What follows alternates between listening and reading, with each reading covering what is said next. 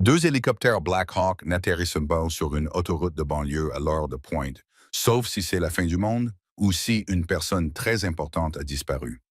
Le vent provoqué par les rotors aplatissait les hautes herbes le long de la route neuve, forçant les voitures à s'arrêter brusquement. Les conducteurs sont sortis de leur voiture, terrifiés et confus, et ont sorti leur téléphone pour filmer la scène. Mais les soldats qui ont sauté des hélicoptères ne cherchaient pas un terroriste. Ils ne cherchaient pas une bombe. Un capitaine au visage balafré a sprinté vers une femme qui marchait seule sur le bas-côté, serrant contre elle un carton contenant ses effets personnels. Il n'a pas pointé son arme. Il a pointé du doigt l'hôpital qu'elle venait de quitter. « Madame, êtes-vous celle qu'ils viennent de renvoyer? » Lorsqu'elle acquiesça, stupéfaite, il saisit sa radio. « Nous l'avons trouvée, nous avons fait demi-tour. » « Dites au général que nous ramenons l'ange. » Les néons du centre médical Saint-Jude bourdonnaient d'un scintillement qui donnait mal à la tête, mais que l'infirmière Rachel Bennett avait appris à ignorer après 10 ans passés dans ce service. Il était 2 heures du matin. C'était le quart de nuit où le chaos de la journée se calmait généralement au rythme des bips des moniteurs. Mais cette nuit-là, la salle des urgences vibrait de tension, entièrement centrée sur le lit Index 4. Rachel ajusta la perfusion, ses yeux scrutant les signes vitaux de l'homme allongé inconscient dans les draps. Il était arrivé sans identité, retrouvé affalé dans une ruelle à 3 pâtés de maison de l'hôpital. Pas de portefeuille, pas de téléphone, juste des bottes tactiques usées au talon et un T-shirt gris délavé qui moulait un corps musclé. Il était couvert de sueur. Sa température atteignait 42 degrés et il murmurait dans son délire des mots qui ressemblaient à des coordonnées. Son état se stabilise, mais à peine, murmura Rachel en vérifiant le nouveau pansement sur son flanc. Cela ressemblait à une incision chirurgicale qui s'était gravement infectée. Ce n'était pas une blessure causée par une bagarre de rue. C'était précis. Infirmière Bennett. La voix nasillarde du Dr. Gregory Alcott trancha l'air comme un scalpel. Rachel se raidit. Le Dr. Alcott était le nouveau chef du service de chirurgie, un homme qui se souciait davantage des codes de facturation et des autorisations préalables des assurances que des résultats pour les patients.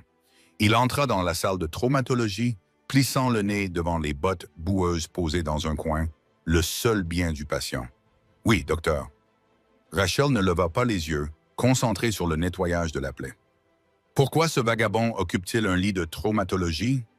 lança Alcott en feuilletant le dossier sur la tablette. « Pas d'assurance, pas de pièce d'identité. Nous ne sommes pas un refuge pour sans-abri, Bennett. Nous avons des patients payants dans la salle d'attente. Transférez-le à la clinique du comté. » Rachel leva enfin les yeux. Ses yeux bleus étaient fatigués mais déterminés. « Dr. Alcott, il est sceptique. Son rythme cardiaque est irrégulier. Si nous le déplaçons maintenant, il fera un arrêt cardiaque. J'ai déjà vu des infections comme celle-ci. On dirait une infection contractée sur un champ de bataille. Il a besoin d'antibiotiques puissants et d'une surveillance, pas d'un trajet en bus pour le compter. » Alcott ricana en s'approchant, son parfum coûteux couvrant l'odeur de l'antiseptique. « Vous êtes infirmière, Bennett. Vous changez les bassins et vous suivez les ordres. Vous ne posez pas de diagnostic. Je vous dis de libérer le lit. Il épuise nos ressources. C'est un être humain, » rétorqua Rachel en élevant légèrement la voix. « Et je pense que c'est un ancien combattant. Regardez les cicatrices sur son épaule. Ces cicatrices causées par des éclats d'obus.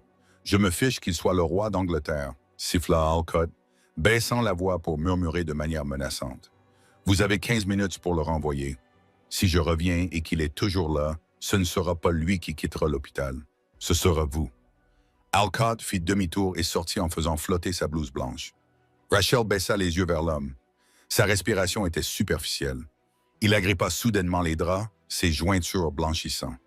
Doucement, le rassura Rachel en posant une main sur son front. « Je suis là. » Elle connaissait le protocole. Elle connaissait la hiérarchie. Elle savait aussi que le déplacer équivaudrait à le condamner à mort. Elle regarda l'horloge. Il était 2h15 du matin.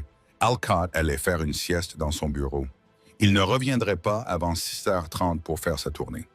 Rachel prit une décision. Au lieu de le renvoyer chez lui, elle poussa le lit Index 4 dans un coin de la salle de traumatologie, derrière un lourd rideau habituellement réservé au stockage. Elle le brancha à une nouvelle poche de vancomycine, un antibiotique coûteux qu'elle avait dû aller chercher dans l'armoire de distribution numérique. Elle s'assit à ses côtés, lui épongeant le front avec de l'eau fraîche, écoutant ses cauchemars marmonnés. Écho 2, position compromise. Allez chercher l'oiseau, gémit l'homme, son corps se débattant. Vous êtes en sécurité, murmura-t-elle. Vous êtes à Saint-Jude. Je m'appelle Rachel. Je ne vais nulle part. Pendant 4 heures, elle lutta contre sa fièvre. Elle ignora ses autres tâches, échangeant des faveurs avec les autres infirmières, leur demandant de s'occuper de ses autres patients afin qu'elle puisse se concentrer sur l'inconnu. À 5h30, sa fièvre tomba. Son rythme cardiaque se stabilisa. Il ouvrit les yeux, gris acier et perçant, instantanément alerte malgré son état. Où? Sa voix était rauque. À l'hôpital, dit Rachel doucement. Tu étais en mauvais état. Choc septique. L'homme a essayé de s'asseoir, mais il a grimacé. Il a regardé Rachel jusqu'à ce qu'il la regarde, l'analysant comme si elle était une variable tactique. Tu es resté. Je suis resté. Elle a acquiescé. Le docteur Ralcott voulait te renvoyer. A-t-elle admis en lui versant un verre d'eau? Je t'ai caché. L'homme a pris l'eau, la main légèrement tremblante. Merci. Je dois passer un coup de fil. J'ai un numéro en tête. J'ai besoin d'une ligne sécurisée. Nous n'avons pas de ligne sécurisée, sourit tristement Rachel. Juste une ligne fixe poussiéreuse au poste des infirmières. Avant qu'il n'ait pu répondre, le rideau fut tiré.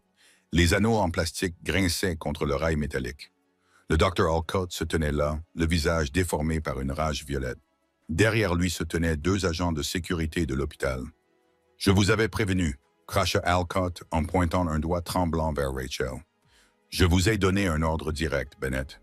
Vous avez volé des médicaments, vous avez détourné des ressources de l'hôpital, et vous avez défié le chef du service de chirurgie. Il serait mort. » Rachel se leva et se plaça entre le médecin et le patient. « Regardez-le, il est conscient. Les antibiotiques ont fonctionné. »« Je m'en fiche, » hurla Alcott. « Faites-le sortir et prenez son badge. » Les agents de sécurité hésitèrent. Tout le monde aimait Rachel. Elle était le cœur des urgences. Maintenant, rugit Alcott. L'un des agents, un homme nommé Frank, avec qui Rachel avait pris son café pendant des années, regarda le sol. « Je suis désolé, Rachel. » Rachel détacha son badge. Elle retira de son cou le stéthoscope que son père lui avait offert lorsqu'elle avait obtenu son diplôme d'infirmière et le posa sur la table d'appoint. Elle se tourna vers l'homme alité. « Vous êtes stable. Ne les laissez pas vous déplacer tant que vous ne vous sentez pas prêt. Buvez de l'eau. » L'homme alité ne dit pas un mot. Il fixait Alcott d'un regard qui aurait terrifié un homme moins fort. Mais Alcott était trop aveuglé par son ego pour le remarquer. La main du patient bougea subtilement sous le drap, tapotant un rythme contre sa cuisse comme s'il comptait. « Sortez !» ricana Alcott. Rachel attrapa son sac à main et son manteau. Elle sortit de la salle de traumatologie, la tête haute, mais le cœur brisé. 10 ans de service partis en un clin d'œil parce qu'elle avait fait ce qu'il fallait.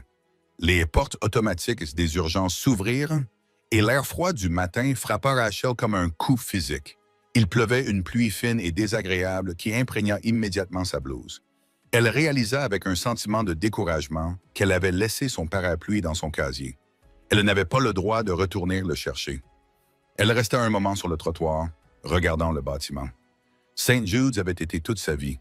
Elle avait manqué les anniversaires et les fêtes de Noël entre ses murs. Elle avait tenu la main des mourants et célébré avec les familles des vivants. Et maintenant, elle n'était plus qu'une intruse. Elle vérifia ses poches. Elle avait ses clés de voiture. Mais elle se souvint alors que sa voiture, une vieille Honda Civic, était au garage pour un problème de transmission. Elle avait pris le bus pour aller travailler. Le prochain bus ne passait pas avant 7 heures du matin le dimanche. Il était à peine 6h15. Elle marmonna en essuyant la pluie de ses cils. Son appartement était à 8 km. Une marche de 8 km le long de l'autoroute, sur le bas-côté sous la pluie. Cela semblait être une fin appropriée à la pire nuit de sa vie. Elle se mit en route. Le caoutchouc de ses sabots d'infirmière crissait sur le trottoir mouillé. Les voitures roissaient à toute vitesse, éclaboussant ses jambes d'eau sale. Elle serrait une petite boîte en carton contre elle. Alcott lui avait gracieusement permis d'emporter une photo de son chien, une tasse à café et une paire de chaussettes de rechange. Au fur et à mesure qu'elle marchait, la colère commença à s'estomper remplacé par un sentiment écrasant de peur. Comment allait-elle payer son loyer? Qui embaucherait une infirmière licenciée pour insubordination et vol? Alcott allait la mettre sur liste noire. Il était assez mesquin pour s'assurer qu'elle ne retravaillerait plus jamais dans cette ville. Elle avait 34 ans, était célibataire et sans emploi. Elle se trouvait à environ 3 kilomètres de l'hôpital, marchant le long d'une route qui bordait un grand champ utilisé pour les foires locales en été. La pluie tombait maintenant plus fort. Elle tremblait de manière incontrôlable. « Continue d'avancer, Rachel, » se dit-elle, un pied devant l'autre. C'est alors qu'elle l'entendit. Au début, c'était un faible bourdonnement, plus une vibration dans sa poitrine qu'un bruit. Elle pensa qu'il s'agissait peut-être d'un poids lourd qui approchait derrière elle, alors elle s'avança davantage sur l'herbe. Mais le bruit ne venait pas de la route, il venait du ciel. Le bourdonnement se transforma en un rythme qui martelait l'air. C'était fort, assourdissant. Rachel s'arrêta et leva les yeux. À travers la brume grise et la pluie, deux formes sombres se matérialisèrent. C'étaient d'énormes hélicoptères noirs, volant bas et agressifs, qui viraient brusquement au-dessus des arbres. Ce n'étaient pas les hélicoptères médicaux rouges et blancs qu'elle avait l'habitude de voir. Ceux-ci étaient militaires. Noirs mat, sans marquage visible, hérissés d'antennes et de nacelles externes. Mais qu'est-ce que c'était? Elle respira, protégeant ses yeux du souffle des retours. L'hélicoptère de tête releva le nez, se cabrant alors qu'il ralentissait brusquement. Il planait directement au-dessus de la route, à peine à 15 mètres dans les airs. Le courant descendant était immense. Il arracha la boîte en carton des mains gelées de Rachel. Sa tasse de café se brisa sur l'asphalte. La photo de son chien tomba dans l'herbe mouillée. Elle se couvrit la tête en s'accroupissant, terrifiée. Était-ce un atterrissage d'urgence? Y avait-il une urgence? L'hélicoptère ne s'écrasa pas. Il atterrit en plein milieu de la route à 4 voies, bloquant la circulation dans les deux sens. Le deuxième hélicoptère se posa dans le champ adjacent. Ses rotors tournaient encore, coupant l'herbe comme une tondeuse géante. Les voitures freinaient brusquement. Les gens criaient. Avant même que les patins de l'hélicoptère de tête ne se soient complètement stabilisés, les portes latérales s'ouvrirent. 4 hommes en ont sauté. Ils ne portaient pas l'uniforme militaire standard. Ils portaient des équipements tactiques haut de gamme, des pantalons multicam, des chemises de combat, des gilets pare-balles lourds et des casques équipés de lunettes de vision nocturne. Ils portaient des fusils en bandoulière sur la poitrine, prêts à tirer mais sans viser. Ils se déplaçaient avec une rapidité et une fluidité terrifiantes. Ils se sont dispersés, sécurisant le périmètre autour de l'hélicoptère. Un homme, le chef, ne regardait pas la circulation. Il ne regardait pas les conducteurs stupéfaits. Il scrutait le bord de la route. Il repéra Rachel accroupie près de la glissière de sécurité, trempée et tremblante. Il sprinta vers elle. C'était un homme imposant, avec une barbe épaisse et une cicatrice qui traversait son sourcil. Il s'arrêta à 1,5 mètres d'elle, levant les mains pour montrer qu'il ne représentait pas une menace. « Madame !» cria-t-il pour couvrir le rugissement des moteurs. « Êtes-vous l'infirmière Bennett? » Rachel Bennett. Rachel ne pouvait pas parler. Elle se contentait de le fixer du regard. « Madame !» aboya-t-il à nouveau, avec insistance mais respectueusement. « Regardez-moi. Êtes-vous l'infirmière qui était à Saint-Jude? » Celle qui a soigné l'inconnue Rachel acquiesça lentement, les dents claquant. « Oui, oui, c'est moi. » Le soldat tapota son casque. « Commandement, nous avons la cible. Je répète, nous avons l'ange. Il est mouillé et a froid, mais il est en sécurité. » Il tendit la main. « Vous devez venir avec nous, madame. Que voulez-vous savoir? » Rachel recula et heurta la barrière de sécurité. « J'ai été licencié. Je n'ai rien fait de mal. Je lui ai juste donné des antibiotiques. » L'expression du soldat s'adoucit. Il s'approcha, ignorant la pluie qui martelait son casque. « Nous savons que l'homme que vous avez soigné est le capitaine Elias Thorne du 1er détachement opérationnel des forces spéciales Delta. C'est notre chef d'équipe. » Les yeux de Rachel s'écarquillèrent, le inconnu du lit 4. Il s'est réveillé suffisamment pour passer un coup de fil. Poursuivit le soldat. Il nous a raconté ce qui s'était passé. Il nous a dit qu'il vous avait renvoyé parce que vous lui aviez sauvé la vie. J'ai juste fait mon travail, balbutia Rachel. Eh bien, maintenant, nous faisons le nôtre, dit le soldat d'un ton grave. Le général Higgins, le père du capitaine Thorne, est déjà en route pour l'hôpital. Mais le capitaine Thorne a refusé que quiconque le touche avant que vous ne soyez ramené. Il a dit, je cite, « Appelez-moi l'infirmière qui a refusé de me laisser mourir, ou je sors d'ici avec mes perfusions traînant derrière moi. » Le soldat fit un geste vers la porte ouverte du Black Hawk. « S'il vous plaît, madame, nous avons reçu l'ordre de vous ramener, et franchement, je ne voudrais pas être à la place du Dr. Alcott quand nous y retournerons. » Rachel regarda sa tasse brisée sur la route. Elle regarda les embouteillages causés par les 2 hélicoptères militaires envoyés spécialement pour elle. Elle regarda la main tendue du soldat. Elle la prit. « Allons-y, dit-elle. » Le soldat l'aida à monter dans la cabine. Quelqu'un lui jeta une couverture en laine chaude sur les épaules. Alors que l'hélicoptère décollait, il fit un virage serré vers Saint-Jude. Rachel regarda les voitures en dessous. Elle ne marchait plus. Elle volait vers la guerre.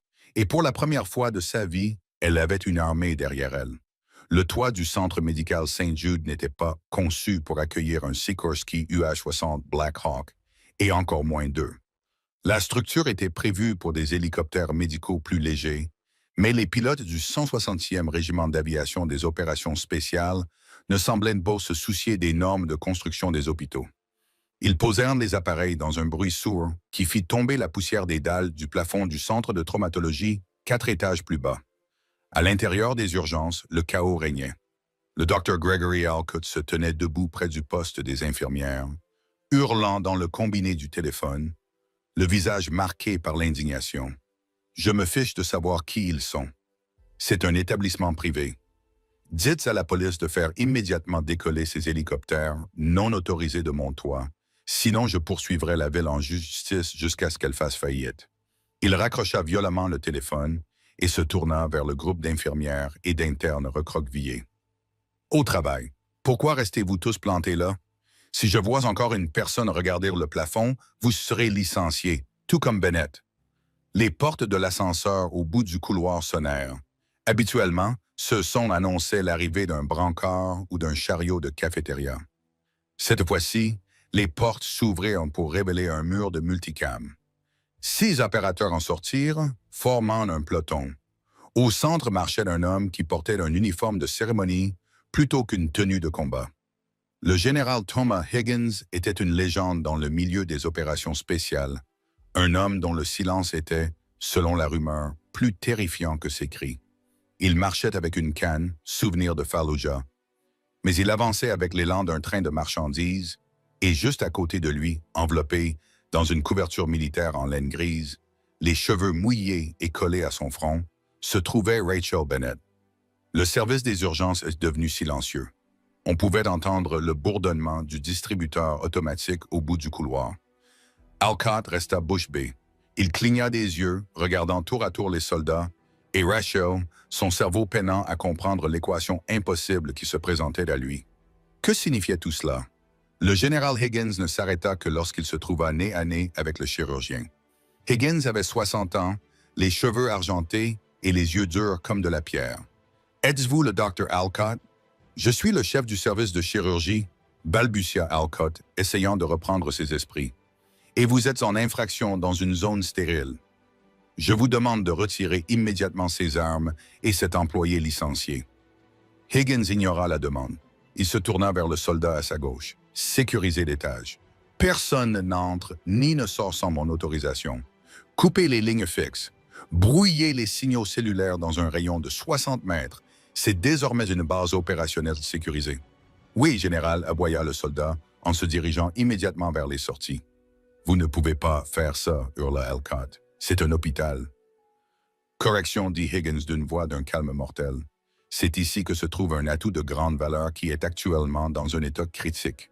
Un atout que vous avez tenté de jeter comme un déchet. » Higgins recula et fit signe à Rachel. « L'infirmière Bennett n'est plus votre employée, docteur.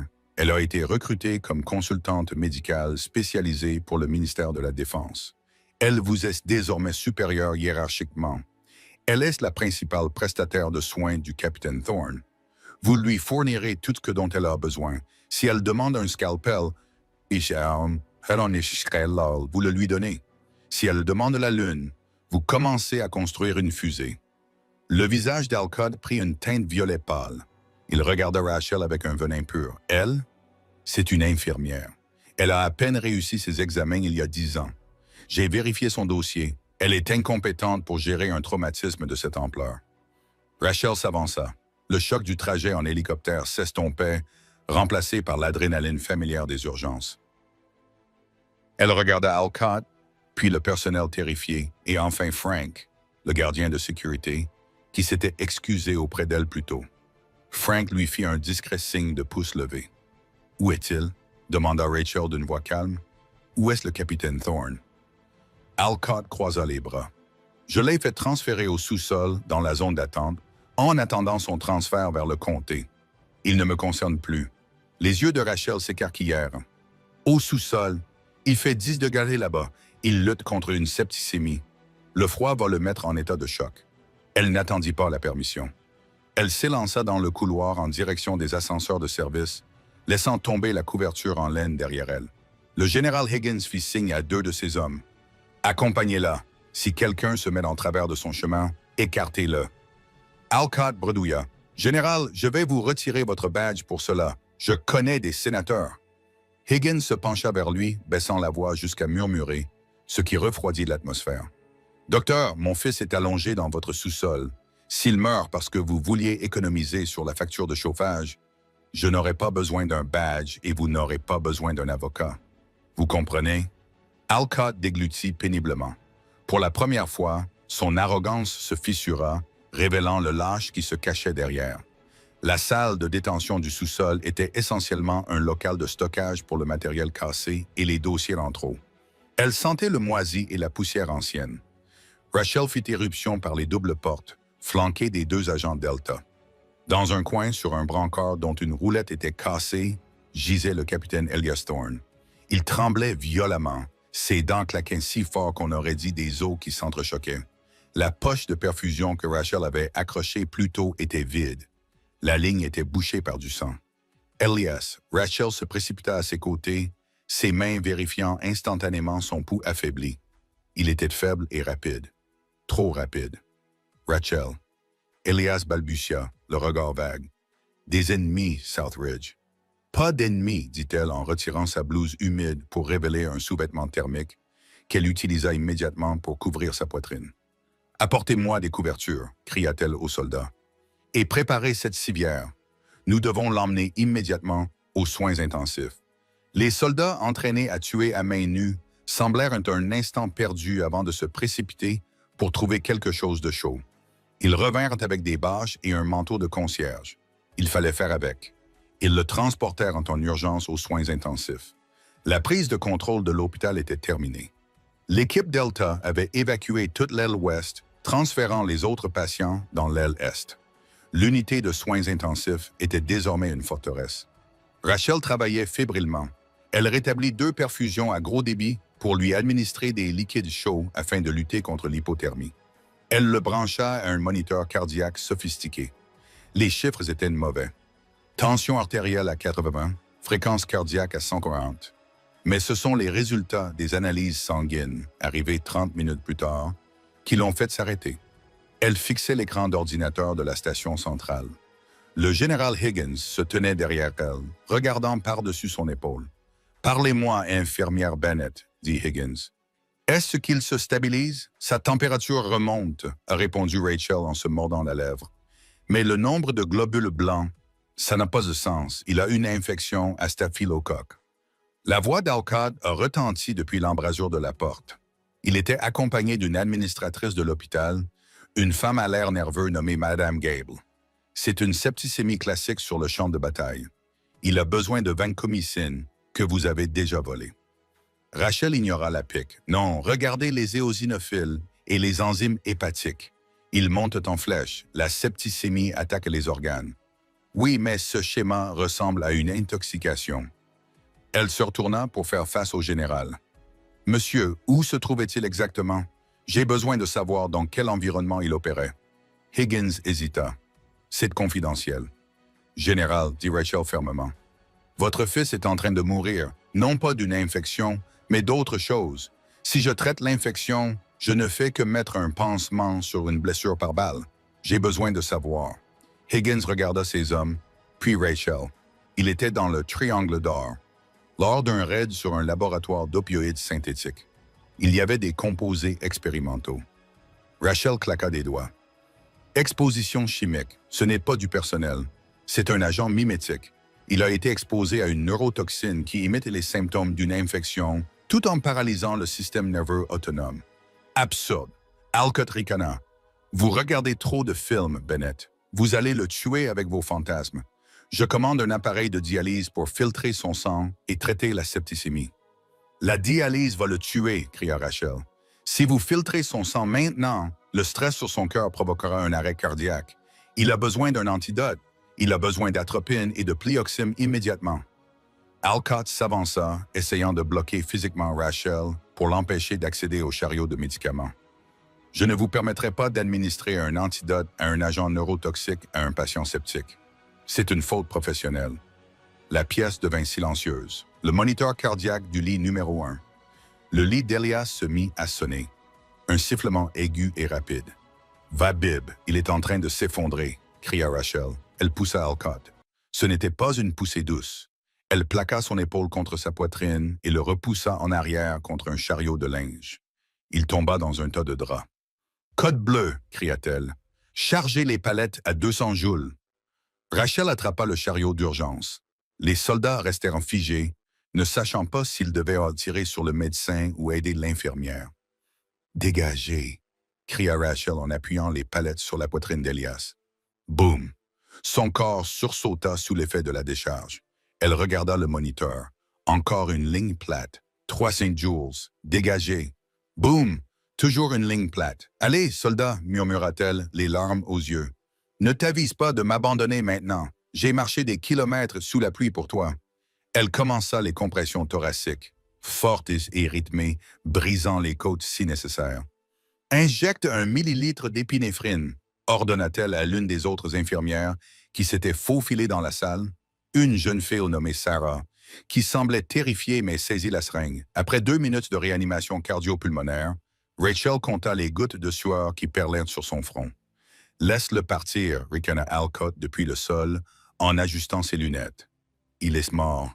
Tu l'as tué. »« Tais-toi » rugit le général Higgins en sortant son arme et en la pointant directement sur la tête d'Alcott. « Un mot de plus, docteur, et tu le rejoindras. » « Arrêtez les compressions, » dit Rachel, à bout de souffle.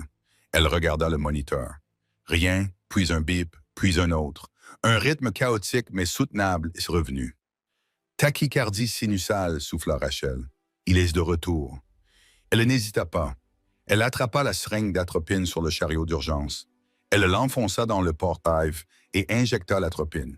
« Si je me trompe, cela arrêtera à nouveau son cœur. Si j'ai raison, ses signes vitaux se stabiliseront en 30 secondes. » Elle appuya sur le piston. Tout le monde regardait le moniteur. 10 secondes, 20 secondes, le rythme cardiaque commença à baisser. 140, 130, 110, 20. La pression artérielle augmenta. 90, 60, 110, 70.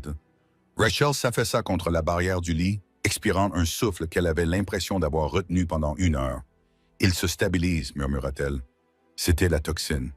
Le général Higgins rangea son arme. Il regarda Rachel avec une révérence habituellement réservée aux figures religieuses. Puis il regarda Alcott.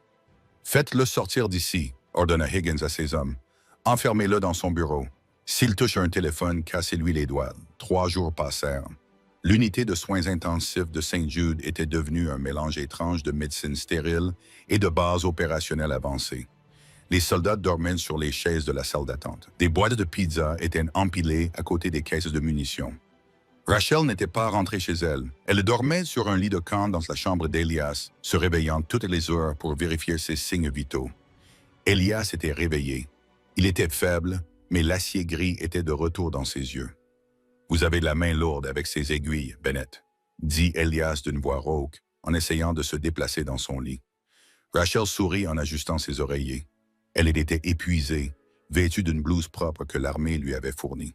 « Vous avez la peau épaisse, capitaine. C'est difficile de trouver une veine. »« Appelez-moi Elias, » dit-il doucement. « Je pense que vous avez gagné ce droit. » Il la regarda. Il la regarda vraiment. « Mon père m'a raconté ce que vous avez fait. La promenade, la confrontation avec Alcott, le diagnostic. J'ai juste fait mon travail, dit Rachel en baissant les yeux vers ses mains. Alcott, il essaie de me faire retirer ma licence. Même avec votre père ici, le conseil d'administration de l'hôpital est furieux. Ils disent que j'ai agressé un médecin senior et administré des médicaments non autorisés. Qu'ils essayaient, dit Elias d'une voix plus dure. J'achèterai ce fichu hôpital et je renverrai le conseil d'administration s'il le faut. Ce n'est pas si simple. Rachel soupira. La politique, même l'armée doit finir par rendre des comptes aux avocats. Elle vérifia sa perfusion. Tu as besoin de repos. Tes enzymes hépatiques sont presque normales, mais ton corps a subi un choc énorme, Rachel. Elias tendit la main et lui saisit la main. Sa poigne était à nouveau ferme. Pourquoi? Tu ne me connaissais pas. Je n'étais qu'un sans-abri avec des bottes sales. Vous avez perdu votre carrière pour un inconnu. Rachel croisa son regard. Mon frère était marine. Il est rentré différent. Il est mort dans une salle d'attente de l'hôpital des anciens combattants parce que personne n'a vu au-delà de ses vêtements sales et de son odeur d'alcool. Je me suis promis que cela n'arriverait jamais sous ma surveillance. Plus jamais. Un silence s'installa entre eux, lourd d'émotions inexprimées. Elias lui serra la main. « Vous êtes une femme bien, Rachel Bennett. » Soudain, la porte de la chambre s'ouvrit. Ce n'était pas le général. Ce n'était pas un soldat. C'était une infirmière. Rachel ne reconnut pas le grand homme aux cheveux rasés, vêtu d'une blouse chirurgicale et d'un masque. Il poussait un chariot de médicaments. « Visite de routine », marmonna l'homme, la tête baissée. Le docteur Alcott a prescrit un sédatif pour l'aider à dormir. Rachel fronça les sourcils. Le docteur Alcott est assigné à résidence dans son bureau, et je m'occupe de tous les médicaments de ce patient. L'homme se figea. L'instinct de Rachel, aiguisé par des années passées à côtoyer des toxicomanes et des patients violents aux urgences, se réveilla. Elle regarda les chaussures de l'homme. Ce n'étaient pas des sabots d'infirmière ni des baskets. C'étaient de lourdes bottes en cuir noir, très chères, et sur son poignet, juste visible sous la manche de sa blouse, se trouvait un tatouage, un scorpion noir. Rachel sentit son sang se glacer. Elle se souvint des murmures délirants d'Elias lors de la première nuit. « Un scorpion! Il savait que nous allions venir. »« Hé !» dit Rachel d'une voix forte et aiguë. « Éloignez-vous du chariot. » L'homme leva les yeux. Son regard était froid et vide. Il plongea la main dans la poche de sa blouse. Il ne cherchait pas son stéthoscope. « Un pistolet !» cria Elias, essayant de se jeter hors du lit malgré sa faiblesse. L'assassin sortit un pistolet à silencieux. Rachel ne réfléchit pas. Elle n'avait pas d'arme. Elle avait un plateau d'instruments chirurgicaux métalliques sur la table de chevet. Elle attrapa un lourd plat réniforme et le lança de toutes ses forces. Il frappa l'assassin au visage juste au moment où il tirait. La balle passa loin, brisant la vitre de la fenêtre derrière Elias. L'assassin tituba en arrière, le nez en sang. Il leva à nouveau son arme, visant directement Rachel. « Non !» rugit Elias, arrachant les perfusions de son bras et se jetant hors du lit. Il plaqua l'homme au sol, son corps affaibli, alimenté par une rage pure. Ils s'écrasèrent contre le chariot de médicaments, projetant des flacons et des seringues à travers la pièce. L'assassin était plus fort. Il donna une gifle à Elias, le projetant contre le mur. Il pointa son arme vers le capitaine, qui haletait sur le sol. Mais avant qu'il n'ait pu appuyer sur la gâchette, une force le frappa dans le dos. Rachel avait attrapé la bouteille d'oxygène qui se trouvait dans un coin de la pièce, un solide cylindre en acier. Elle la balança comme une batte de baseball. Elle frappa l'arrière de la tête de l'assassin avec un craquement écœurant. L'homme s'effondra sur le sol et ne bougea plus. La porte s'ouvrit brusquement. Le général Higgins et 3 opérateurs Delta envahirent la pièce, armes à la main. Ils virent l'assassin inconscient sur le sol. Ils virent Elias appuyé contre le mur, saignant de ses veines intraveineuses. Et ils virent Rachel Bennett debout au-dessus du tueur, serrant une bouteille d'oxygène, la poitrine haletante, ressemblant à une déesse guerrière. Le général Higgins regarda le tatouage sur le poignet de l'assassin. Il pâlit. « Nous avons une brèche, » murmura Higgins. « Ce n'était pas un coup au hasard. Ils nous ont trouvés. » Rachel lâcha la bouteille. Ses mains se mirent à trembler. Il a dit qu'il était infirmier. Elias se redressa en s'aidant du lit. Il regarda Rachel avec une intensité brûlante. « Tu m'as sauvé, dit-il à bout de souffle. « Encore une fois, nous ne sommes pas en sécurité ici, dit Rachel, la voix tremblante mais résolue. S'ils peuvent faire entrer un faux infirmier dans l'unité de soins intensifs, ils peuvent faire entrer une bombe ici. Higgins acquiesça d'un air sombre. Elle a raison. Nous devons partir immédiatement. Où? Demanda Elias. Rachel regarda le général. Ma famille les possède une cabane dans le nord, loin de tout. Pas de réseau mobile, pas d'Internet. Si vous voulez qu'ils vivent, nous devons disparaître. Higgins regarda l'infirmier civil qui venait de neutraliser un assassin armé. Il réalisa qu'il ne s'agissait plus d'une civile. Prenez les devants, infirmière Bennett, dit le général. Le convoi de SUV noirs filait sur l'autoroute. Un flou de vitres teintées et de plaques d'immatriculation gouvernementale. À l'intérieur du véhicule de Ted, Rachel agrippait le volant du vieux pick-up Ford de son défunt père, que le général Higgins avait insisté pour placer au milieu du convoi afin de le camoufler. Elias était assis sur le siège passager, un fusil posé sur les genoux. Son visage était pâle, mais ses yeux scrutaient la route. « Vous saignez à travers le bandage », dit Rachel. Jetant un coup d'œil à son bras avant de revenir à l'asphalte mouillé. « Je survivrai, grogna Elias. À quelle distance se trouve la cabane? À 20 km, répondit-elle. Elle se trouve sur Blackwood Ridge. C'est une ancienne route forestière. Vos SUV pourraient avoir du mal dans la boue. Mes SUV ont survécu aux montagnes d'Afghanistan. La voix de Higgins grésilla dans la radio. Prenez les devants, Bennett. La cabane était un vestige d'une autre époque. Une structure robuste et en pin brut, perchée sur une falaise surplombant une vallée dense de sapins et de fourrures. Il n'y avait pas d'électricité, seulement un générateur dans la remise. Pas de réseau mobile, juste le vent qui hurlait dans la vallée. Ils arrivèrent juste au moment où le soleil commençait à plonger sous l'horizon, peignant le ciel de nuances violettes et rouges. L'équipe Delta se déplaçait avec une efficacité rodée. 2 hommes prirent une position en tant que tireurs d'élite sur le toit. 2 autres minèrent le périmètre de l'allée avec des claymores. Rachel aida Elias à entrer. L'air dans la cabane était vicié et froid. Elle s'agenouilla près de la cheminée, arrangeant le petit bois avec des mains tremblantes. « Hé !» dit Elias en s'agenouillant à côté d'elle. Il posa une main sur son épaule. « Arrête !» Rachel se figea. Elle le regarda, et les larmes qu'elle retenait depuis l'hôpital finirent par couler. « Ils ont essayé de te tuer juste devant moi. Cet homme, il avait les yeux morts, Elias. Il s'en fichait. »« Je sais, » dit Elias doucement. « Mais il a échoué à cause de toi. » Il prit l'allumette de sa main et alluma le feu. Alors que les flammes s'embrassaient, projetant des ombres dansantes sur les murs, la cabane se réchauffa. Rachel installa une clinique de fortune sur la table de la cuisine, nettoyant les blessures d'Elias et vérifiant ses signes vitaux. « Tu es forte, » murmura Elias alors qu'elle enroulait des bandages propres autour de son bras. « Plus forte que la moitié des hommes avec lesquels j'ai servi. »« Je ne suis pas un soldat. » Rachel secoua la tête. « Je suis juste têtu. C'est tout ce qu'est un soldat. » Elias sourit, assez têtu pour refuser de mourir. La nuit s'installa. Le général s'assit près de la fenêtre, observant l'obscurité avec des jumelles thermiques. L'équipe se relayait pour monter la garde. Rachel et Elias s'assirent sur le tapis près du feu, partageant une boîte de pêche provenant du garde-manger. Pendant un instant, la guerre semblait loin. Ils parlèrent de son chien, de son enfance au Texas, de la vie tranquille dont ils rêvaient tous les deux secrètement. Mais cette paix n'était qu'une illusion. À 3 heures du matin, la radio fixée au gilet du général se mit à grésiller. Contact dans le secteur nord. Mouvement dans les arbres. Signatures thermiques multiples.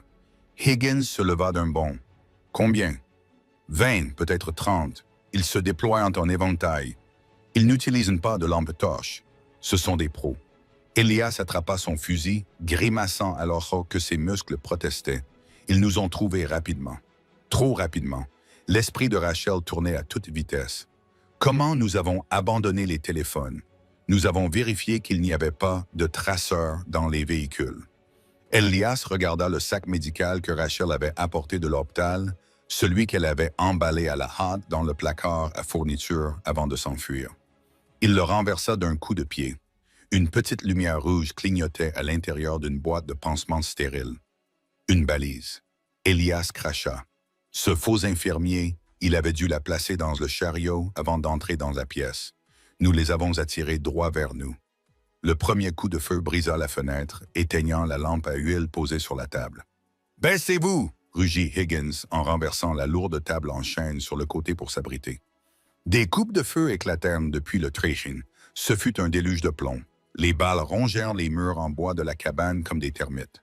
Le bruit était assourdissant. Les opérateurs Delta ripostèrent avec leurs fusils silencieux, crachant des rafales rythmées. « Ils nous prennent à revers !» cria le sniper sur le toit dans la radio. « Ils ont des RPE. » Vroom! Boum! Une explosion secoua le côté sud de la cabane. Le mur s'est désintégré, projetant des éclats et des morceaux de placoplâtre dans la pièce. Rachel s'est couvert la tête, toussant dans la poussière. « On ne peut pas tenir !» a crié Higgins, tirant une rafale à travers la brèche dans le mur. « Ils sont plus nombreux et ont des armes lourdes. Il nous faut une stratégie de sortie. Il n'y a pas d'issue. » A répondu Alias en changeant de chargeur. Le camion est fichu. Les SUV sont bloqués. Rachel examina la disposition de la pièce. Elle regarda le plancher près du garde-manger. La cave à légumes. Elle cria pour couvrir le bruit des coupes de feu. Higgins la regarda. « Quoi? Mon grand-père l'utilisait pendant la prohibition pour cacher de l'alcool de contrebande. » Rachel rampait vers le garde-manger. « C'est un tunnel. Il débouche dans le lit du ruisseau, 200 mètres plus bas dans le ravin. Il nous place derrière leur ligne. » Elias regarda Higgins. « Va chercher l'équipe. Contourne-les. »« Je ne te laisse pas, » protesta Higgins. « Je ne peux pas courir, » dit Elias en montrant sa jambe, qui avait été touchée par des éclats d'obus lors de l'explosion. « Je les retiendrai ici avec Rachel. Fais le tour et attaque-les par derrière. C'est la seule solution. » Higgins hésita une fraction de seconde. Puis il acquiesça. « Fais-leur vivre l'enfer, fiston. » Le général et les 4 opérateurs disparurent dans le cellier, soulevant les planches du plancher et se glissant dans l'obscurité de la terre. Rachel et Elias étaient seuls. Les coupes de feu à l'extérieur s'interrompirent. L'ennemi rechargeait ses armes, se préparant à l'assaut final. « Tu sais t'en servir ?» demanda Elias en tendant un pistolet 9 mm à Rachel. Rachel prit l'arme froide dans ses mains. Elle tremblait. « Vise et tire. N'appuie pas sur la détente, corrigea-t-il. Serre la détente. Expire, serre. » Il se traîna jusqu'au tas de décombres qui constituait autrefois le mur sud. Ils arrivent. Des ombres bougeaient dans la fumée. Des hommes en tenue tactique noire avançaient prudemment. Ils pensaient que tout le monde à l'intérieur était mort ou neutralisé. « Attends », murmura Elia. Le premier homme franchit le trou dans le mur. Crac! Elias l'abattit d'une seule balle dans la poitrine. Le chaos reprit ses droits. La pièce se remplit de fumée et de bruit. Rachel s'accroupit derrière la table renversée, serrant le pistolet. Une silhouette apparut dans l'embrasure de la porte à sa gauche, un flanc qu'Elias n'avait pas vu. Il leva son fusil vers le dos exposé d'Elias. Rachel ne réfléchit pas. Elle se leva. Elle expira. Elle appuya sur la détente. Le coup de recul de l'arme fut violent dans sa main. L'homme dans l'embrasure de la porte recula brusquement, se tenant l'épaule, et tomba. « Joli tir !» cria Elias, neutralisant un autre assaillant. Mais il n'avait plus le temps. Une grenade roula sur le sol et s'arrêta à quelques centimètres d'eux. « Gate !» Elias se jeta sur Rachel, la protégeant de son corps. L'explosion fut assourdissante. Le monde devint blanc, puis noir. Rachel se réveilla avec le goût de la cendre dans la bouche et le silence assourdissant qui suit une explosion. Pendant 1 minute terrifiante, elle ne se souvint plus comment respirer. L'air dans la cabane était chargé de poussière, tourbillonnant dans les rayons de soleil qui traversaient le toit brisé. Elle toussa violemment, secouée par des spasmes qui lui déchiraient des côtes meurtries, et repoussa une lourde poutre de pain qui lui bloquait les jambes. Ses mains étaient à vif, ses ongles cassés. Elle rampait à travers les débris, le cœur battant contre ses côtes comme un oiseau pris au piège. Elias. Sa voix était rauque et cassée, Elias. Il gisait près des restes de la cheminée, à moitié enseveli sous des plaques de plâtre et des meubles brisés. Il ne bougeait pas. Rachel se précipita par-dessus les débris, ignorant la douleur aiguë dans son genou. Elle l'atteignit, ses doigts tremblants appuyant sur l'artère corrompue de son cou. Une pause, un silence éternel, puis un battement rythmique et puissant contre ses doigts. Il gémit, ouvrant les yeux. Au début, son regard était flou, vitreux à cause du choc, puis il se fit plus vif, reprenant sa couleur gris-acier familière. Il regarda Rachel, la suie sur son visage, le sang qui maculait ses cheveux, et il essaya de sourire. « On a gagné ?» murmura-t-il. Avant que Rachel n'ait le temps de répondre, la porte d'entrée, qui ne tenait plus que par un seul pivot, fut enfoncée d'un coup de pied. La lumière inonda la pièce sombre. Rachel chercha instinctivement le pistolet gisant dans la poussière, mais une botte appuya doucement sur le canon. Elle leva les yeux et vit le général Thomas Higgins debout devant eux. Il était couvert de boue, son uniforme était déchiré, mais il ressemblait à un dieu de la guerre derrière lui, à travers les brèches dans les murs. Rachel pouvait voir les opérateurs Delta sécuriser le périmètre, attachés avec des liens en plastique les quelques mercenaires survivants. « Du calme, Bennett, Higgins, » dit-il d'une voix inhabituellement douce. « Il est clair que la menace est neutralisée. » Il s'agenouilla pour vérifier les pupilles de son fils. « Vous avez tenu tête à 30 ennemis armés. J'ai vu des opérateurs chevronnés s'effondrer sous moins de pression. » Rachel s'affaissa contre un tas de gravats, l'adrénaline quittant enfin son corps pour laisser place à une fatigue profonde. « Ce n'était pas seulement un commando, » murmura-t-elle en fixant la cabane détruite. « Il savait exactement où nous étions. Il savait tout. »« Nous le savons, » dit Higgins d'un ton grave. « Nous avons récupéré leur matériel de communication. Nous avons trouvé la source de la fuite. » Il serra les mâchoires. « Et nous allons régler ça aujourd'hui. » 48 heures plus tard, l'atrium du centre médical St. Jude était transformé en cirque médiatique. Des camions de télévision bordaient les rues, leurs antennes paraboliques pointées vers l'entrée de l'hôpital.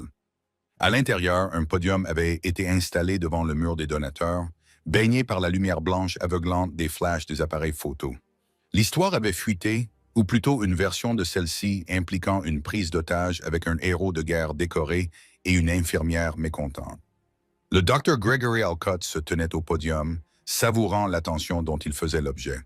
Il portait un costume impeccable sous une blouse blanche immaculée, ses cheveux parfaitement coiffés. Il incarnait l'image même de la compétence administrative et de la sollicitude solennelle. « Merci à tous d'être venus », a déclaré Alcott en se penchant vers le groupe de microphones. Sa voix était douce, entraînée, dégoulinante d'une fausse sincérité. Cette semaine a été éprouvante pour la famille St. Jude. Nous sommes fiers de soigner en toute sécurité. Mais parfois, le danger vient de l'intérieur. Il a marqué une pause pour créer un effet dramatique, regardant la foule de journalistes. L'infirmière Rachel Bennett était une femme troublée. Alcott a continué, secouant tristement la tête. Nous avons remarqué des signes de comportement erratique, d'insubordination, d'instabilité émotionnelle lorsque je l'ai licenciée pour vol. Elle a craqué. Je regrette profondément qu'elle ait réussi à enlever le capitaine Thorne, un patient critique dont nous avions la charge. Nous travaillons avec les autorités, mais nous devons nous préparer au pire. Compte tenu de l'état du capitaine Thorne, il est peu probable qu'il ait survécu à cette épreuve.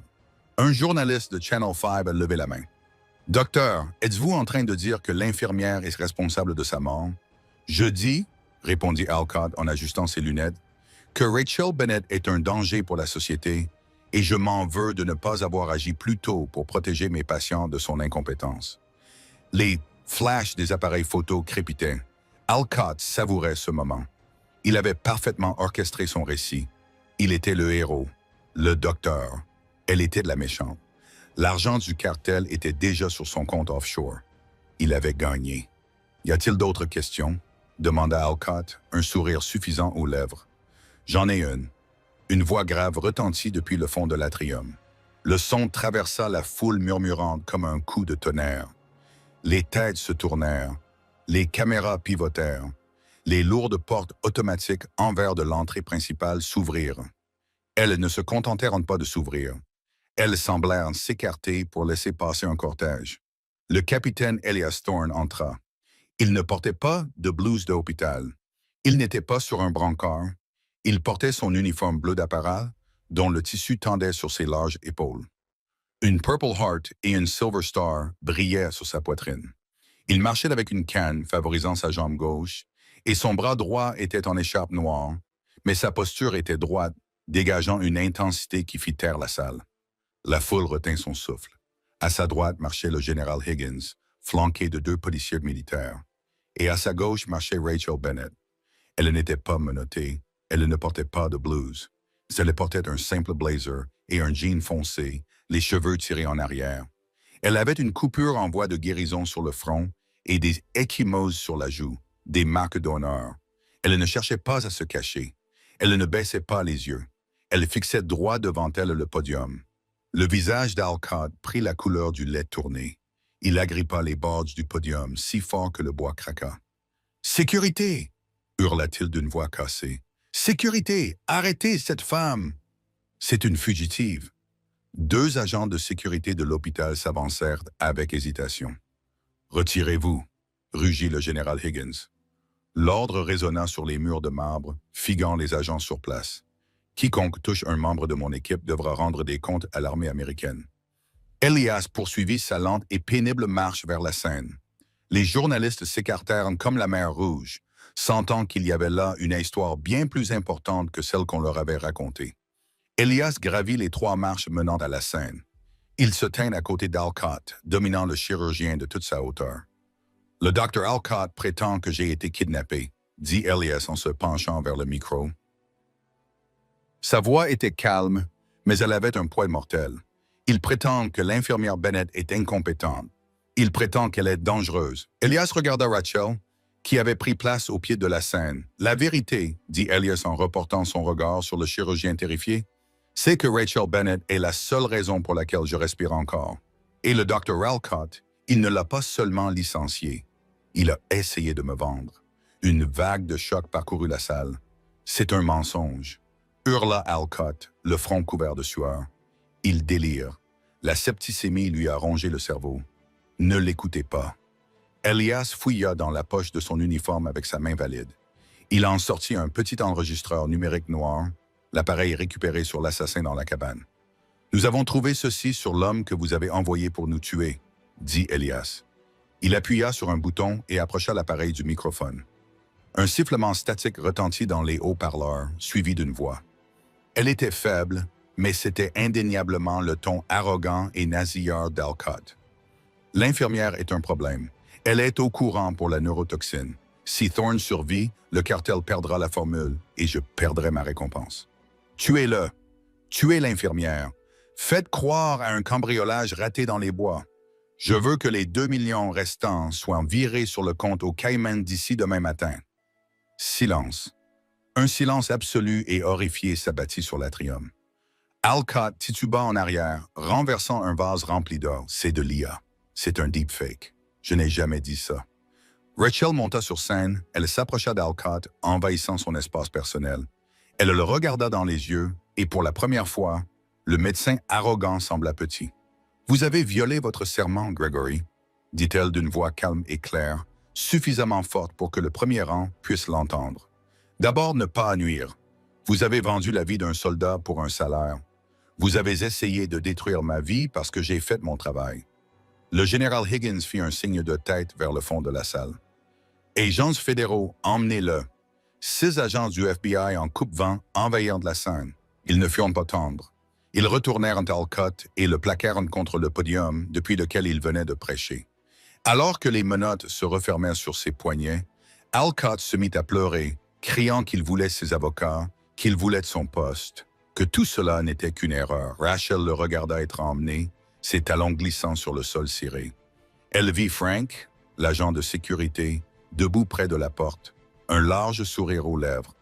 Il lui fit un salut. Elle lui rendit son sourire. Alors que le chaos de l'arrestation envahissait la salle, Elias se tourna vers Rachel. L'adrénaline s'estompait et il s'appuya lourdement sur sa canne, le visage pâle. « Ça va ?» demanda-t-il doucement, ignorant les journalistes qui leur criaient des questions.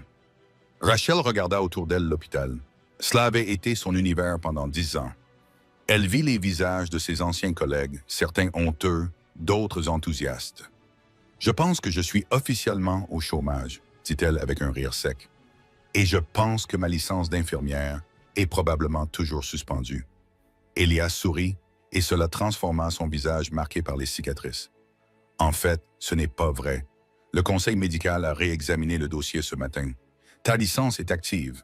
En fait, tu as une distinction en attente. Je ne pense pas vouloir continuer à travailler ici, » admit Rachel en regardant l'endroit où se tenait Alcott. Il y a trop de fantômes. Tant mieux, dit Elias, parce que j'ai une offre d'emploi pour vous. L'armée met en place un nouveau protocole pour le soutien médical des opérations spéciales. Nous avons besoin d'un agent de liaison, quelqu'un qui sait réfléchir rapidement, qui n'a pas peur des hausses gradées et qui sait tirer avec un 9 mm si les choses tournent mal. Rachel haussa un sourcil. Le salaire est-il intéressant? Meilleur qu'ici, répondit Elias. Et les avantages sociaux comprennent une couverture dentaire complète et... Rachel le regarda. Elle vit l'homme qui l'avait protégé d'une grenade, l'homme qui avait traversé le feu pour laver son honneur. « Et le patron ?» demanda-t-elle d'un ton enjoué. « Est-il difficile à vivre? » « Il est têtu, » admit Elias en s'approchant. « Mais il est très loyal. » Rachel prit son bras valide pour le stabiliser. « J'accepte le poste, mais seulement si je peux piloter l'hélicoptère. » Elias éclata d'un rire chaleureux et sincère qui semblait clore définitivement un chapitre sombre. « Nous verrons cela, infirmière Bennett, nous verrons cela. » Ils sortirent ensemble de l'hôpital sous le soleil éclatant de l'après-midi, laissant derrière eux les caméras et la corruption. Rachel Bennett était rentrée chez elle sous la pluie en tant que victime, mais elle sortit sous le soleil en tant que guerrière. Et pour la première fois depuis longtemps, elle savait exactement où elle allait. 2 hélicoptères Black Hawk ne ferment pas une autoroute civile sans raison. Lorsque l'infirmière Rachel Bennett fut licenciée pour avoir sauvé un sans-abri inconnu, elle pensa que sa vie était finie. Elle rentrait chez elle sous la pluie, tremblante et brisée. Mais elle ne savait pas que le sans-abri qu'elle avait sauvé était un capitaine de la Delta Force dont la tête était mise à prix. Soudain, le ciel a rugi. Des soldats ont atterri sur l'asphalte. Ils n'étaient pas là pour l'arrêter. Ils étaient là pour la saluer, elle et l'homme qui l'avait licenciée. Il était sur le point d'apprendre qu'il ne faut jamais se frotter à l'ange gardien d'un soldat. Quelle aventure! Rachel est passée du licenciement à la lutte contre des assassins dans une cabane isolée. Cela montre bien que faire ce qui est juste, même si cela vous coûte tout, en vaut toujours la peine. Le karma n'a pas seulement frappé le Dr. Alcott, il l'a frappé avec la force de toute l'armée américaine. J'espère que vous avez apprécié cette histoire pleine de rebondissements. Si c'est le cas, n'hésitez pas à cliquer sur le bouton « J'aime ». Cela aide vraiment la chaîne à se développer. Qu'auriez-vous fait à la place de Rachel? Seriez-vous resté pour soigner le patient ou auriez-vous suivi les ordres? Faites-le moi savoir dans les commentaires ci-dessous. N'oubliez pas de vous abonner et d'activer la cloche de notification pour ne manquer aucune histoire. Nous avons encore beaucoup d'autres récits d'héroïsme, de vengeance et de justice à vous proposer. Merci d'avoir regardé et à bientôt pour la prochaine vidéo.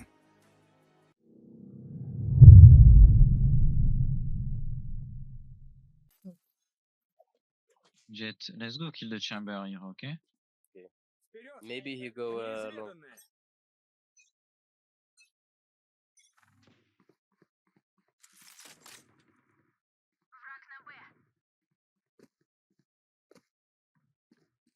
Запускаю дрон. Come back. Can you take spec and go through showers? Yes. Where is the DP? Барьер установлен. Я помогу. Can you go showers, guys?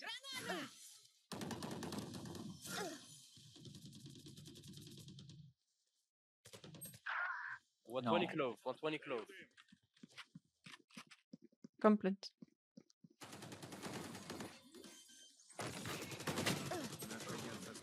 Ah, enfin, c'est pas possible. Спайк на А. Иди к черту. Спайк у меня. Там. Бросаю ранг. Перезаряжаю. Там. Killing 5. Oh, we're fucked. Boss here. What are we doing? We have. Oh, wait. Let's fake rotate and go Could through be, main, yeah. okay?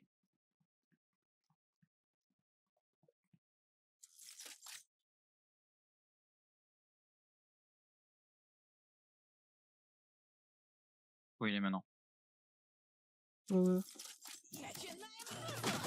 Остался один враг. Spike? 10 Love Spike? секунд. Остался один игрок. Oh, Merci je Sage, oh, la game de fou que t'es en train de faire. Ультимейт готов. Ah, mon dieu! Матч сторон. Last round, allez, on troll pas. Please, they're gonna FF next round. Don't draw, okay? I need this win, guys. Allez, Sova, Sova, allez, Sova, allez, Sova. Go switch, go switch. Go, can I play A? Someone can play B. They play B very slow. Après, à la Sova, game, frérot. Comme. Frérot, la game. Non, Sova! Sova, Sova, Sova, Sova, Sova, Sova, Sova. Ah ben, Sova, il est pas là. C'est super. No. Play slow for Sova. Oh non, où est-ce qu'il est? Peut-être qu'il a cru qu'on l'avait perdu. Hello, Sova, wake up! Ah, Sova. Tu branles quoi, frérot? Ah, one on A. Ouh, aïe.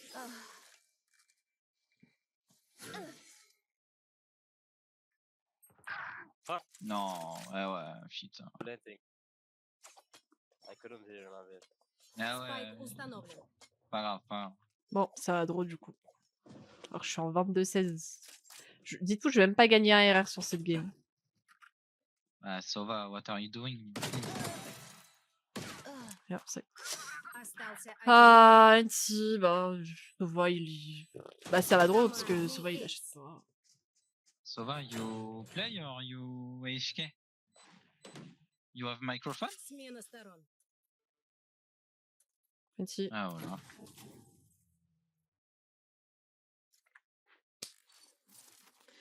Je vais même pas gagner. Je pense que je gagne même pas RR parce que je suis sûrement contre des diamants. Bah non, le Sova, il a AFK et je suis sûrement contre des diams en fait. Voilà, je vous ai dit, hein. Je suis en 23-17. 45 minutes de game. Parce que, bah, je suis avec des diamants. Je suis avec des D1 et des D2, genre. Oh, la game, elle devait tellement win. Tu vois qui. Ah, vas-y. Tu vois, il est AFK. J'ai sauvé la game à tous les rounds. Je sauvais la game. Tout ça pour un draw. Non, je suis pas. Attends, j'ai vraiment gagné 3 games aujourd'hui. Ah ouais, j'ai gagné 3 games de suite. Vas-y, j'en refais une last, puis je m'en vais parce que j'ai du montage à faire. Je fais une last des last. Je fais une last des last. Bah non, je gagnerai, c'est des diams. Je suis même pas MVP, rien du tout. Vraiment, la raise, j'ai gagné 6. Merci, Ars Morel pour ton follow. La raise, vraiment, 6-1, quoi. Матч найден. Ma team, elle était un peu. Mais du coup, le gars, il est toujours pas là. Ouais, bah, je sais pas si Kiki a draw, mais vas-y, j'étais en game live. J'étais en game live. Ah, mais je suis avec la même jet. Je suis avec la même jet. Je suis avec la même jet. Regarde, j'ai la même jet, genre.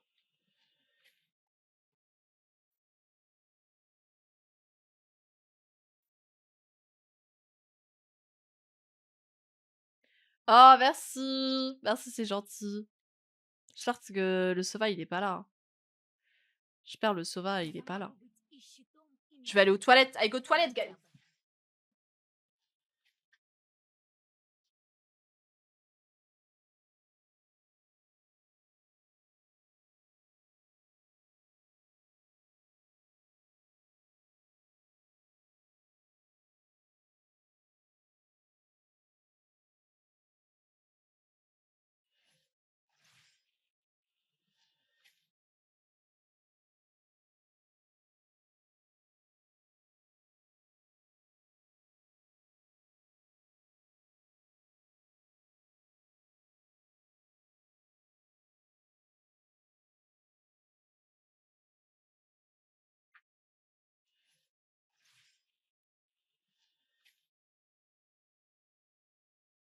Non, Unlucky, je crois que c'était la...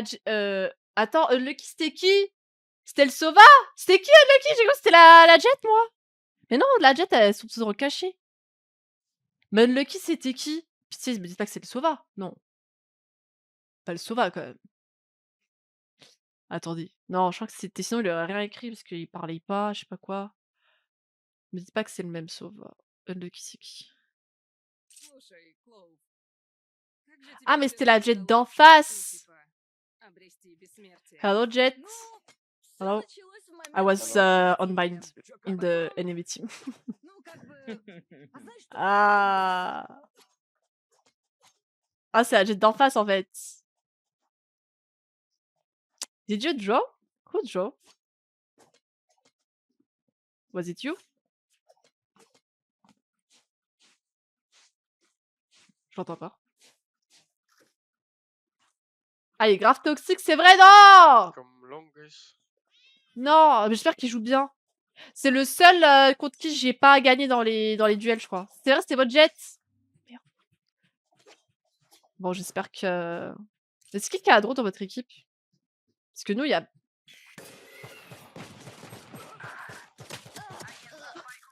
Je sais pas, j'ai fait des zigzags, my bad. Тут пушка. Bah, je sais pas, attends, il a joué comment en face? Ça va, il était bien en vrai, hein. Il était en 25-17, hein. Pas mal, hein, pas mal, hein. En vrai, il était bien, hein. Il était bien. Il a intérêt à me carry, là. Один игрок. Il a intérêt à me carry. Идеально. Allez, carry-moi, Jet, s'il te plaît. Je sais que t'es sur le live. Carry, s'il te plaît. J'ai besoin de la win, là. Je sais pas ce qu'il y a à Adro, mais j'ai besoin de la win. Победа будет заслужена. Go win, guys. Go win. Faut pas que j'oublie de mettre des photos de gros loups.